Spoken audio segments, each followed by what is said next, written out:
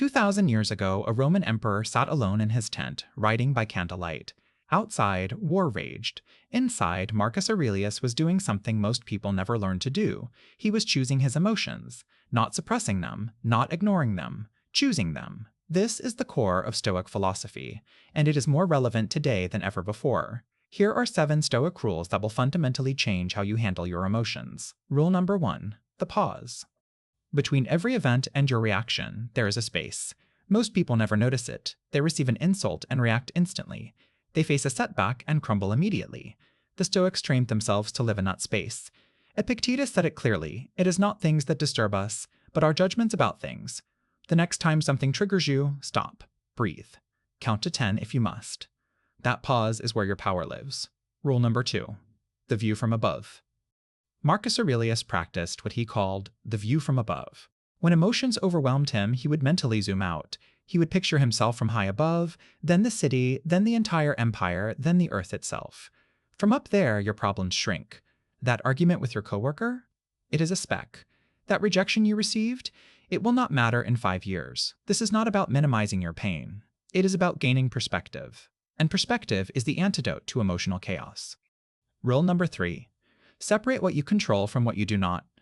This is the most famous Stoic principle, and it is famous because it works. You cannot control what other people say about you. You cannot control the economy, the weather, or whether someone likes you. You can control your effort, your attitude, your response, and your character. Every moment of emotional suffering comes from trying to control what is not yours to control. Let it go. Not because you do not care, but because your energy is finite and it deserves to be spent on what actually moves your life forward. Rule number 4, voluntary discomfort. Seneca, one of the wealthiest men in Rome, would periodically sleep on the floor, eat the simplest food, and wear rough clothing. Why would a rich man do this? Because he understood something most people miss. If you only know comfort, discomfort will destroy you. Cold showers, hard workouts, fasting, difficult conversations. When you voluntarily choose discomfort, involuntary discomfort loses its power over you. You stop being afraid of losing things because you have already practiced having nothing. Rule number 5, the evening review. Every night, Seneca would ask himself 3 questions. What bad habit did I overcome today? What virtue did I practice? Where can I improve? This is not self-punishment. This is self-awareness. Most people go through their days on autopilot, repeating the same emotional patterns without ever examining them. 5 minutes of honest reflection each night will teach you more about yourself than 5 years of living unconsciously.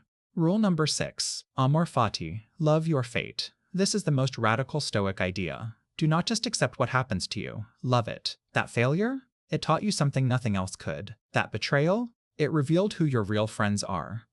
That pain?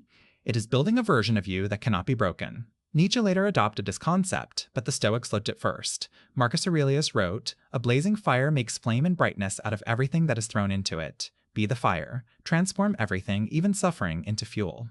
Rule number 7, Memento Mori. Remember that you will die. This is not morbid. This is freedom. When you truly accept that your time is limited, petty emotions fall away. You stop wasting days on anger, jealousy, and resentment.